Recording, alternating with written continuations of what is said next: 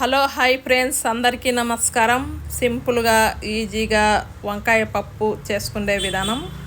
నేను 3-4 వంకాయలు ఈ విధంగా కట్ చేసి పెట్టేసుకొని వాటర్లో వేసుకున్న తర్వాత స్టవ్ దగ్గరికి వెళ్ళి స్టీల్ ప్యాన్ పెట్టేసాను. స్టీల్ది ఒక గిన్నె పెట్టేసి దాంట్లో వంకాయ ముక్కలు వేసేసాను. ఆ తర్వాత వచ్చేసి పచ్చిమిరపకాయలు కూడా వేసేసి కొంచెం ఆయిల్ వేసేసి ఈ విధంగా దొరగా అనేది ఎగనేయాలి. ఈ విధంగా వేసేసిన తర్వాత ఈ విధంగా కలుపుతూ ఏం చేసుకోవాలి ఫస్ట్. ఆ తర్వాత వచ్చేసి 2-3 టమాటాలు కూడా కట్ చేసి ఈ విధంగా టమాటాలు కూడా ఏగనేయాలి. టమాటాలు, వంకాయలు, పచ్చిమిరపకాయలు ఈ విధంగా మంచిగా దొరగా వేగిన తర్వాత మనం ప్లేట్ అనేది కొంతసేపు వేసేసుకోవాలి. ఈ విధంగా వేసుకునేప్పుడు సిమ్లేకల్లా పెట్టేసుకోండి. 2-3 పిచ్చలు చింతపండు అనేది వేసేస్తున్నాను.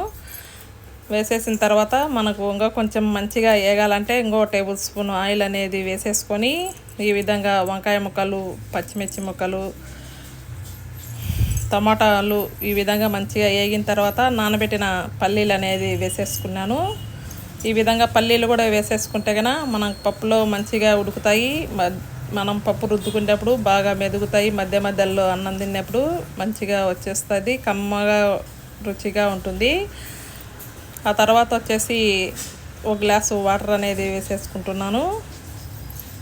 ఈ విధంగా వాటర్ అనేది వేసేసుకున్న తర్వాత కొంచెం కల్లుప్పు అనేది వేసేస్తున్నాను. ఆ తర్వాత వచ్చేసి ఒక స్పూను పసుపు అనేది వేసేసి ఆ విధంగా మంచిగా కలిపేసి ప్లేట్ వేసేసుకోవాలి. ఒక 4-5 నిమిషాలు ఆ విధంగా ప్లేట్ వేసేసుకున్న తర్వాత మనకు మంచిగా దగ్గరికి వాటర్ ఇమిరిపోయి దగ్గరకు అనేది వచ్చేస్తుంది. వంకాయలు అన్నీ మంచిగా, వంకాయ ముక్కలు అన్నీ మంచిగా ఉడికేస్తాయి. ఆ తర్వాత వచ్చేసి పక్కకి కొన్ని వాటర్ ఉంటే పక్కకు వంచేసి మనం పప్పు రుద్దుకుండే కట్టెతో కానీ ఈ విధంగా పప్పు రుద్దుకుండే కట్టెతోటి మంచిగా మెత్తగా మెదిపేసుకోవాలి.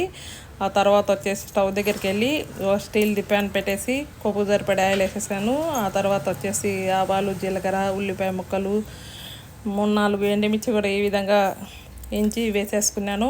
కొబ్బరి అనేది మంచిగా ఏగనేయాలి. ఈ విధంగా వేగిపోయిన తర్వాత మనం కరివేపాకు కానీ పుదీనా కానీ ఈ విధంగా వేసేసుకోవాలి. నేను పుదీనా అనేది వేసేసాను.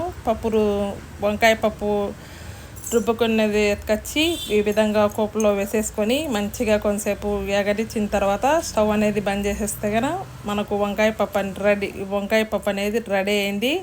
నా వీడియో నచ్చితే లైక్ కొట్టండి. సబ్స్క్రైబ్ చేసుకున్న వాళ్ళు ఉంటే సబ్స్క్రైబ్ చేసుకొని బెల్ ఐకాన్ నొక్కితే కానీ నేను పెట్టిన వీడియోస్ అనేది కంటిన్యూగా వస్తూ ఉంటాయి.